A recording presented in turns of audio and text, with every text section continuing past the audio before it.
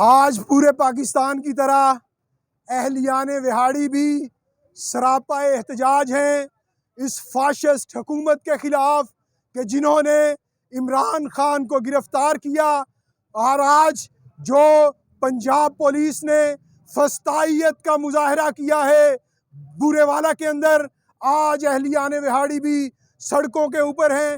انشاءاللہ تعالی یہ حق اور باطل کا آخری مارکا ثابت ہوگی یہ لڑائی۔ پاکستان آگے بڑھے گا، ترقی کرے گا۔ عمران خان کو پابند سلاسل کرنے والے کان کھول کر سن لیں کہ ان کے لیے پاکستان کی سرزمین پر سانس لینا پاکستان کی غیور عوام تنگ کر دے گی ان کے سانس انشاءاللہ تعالی۔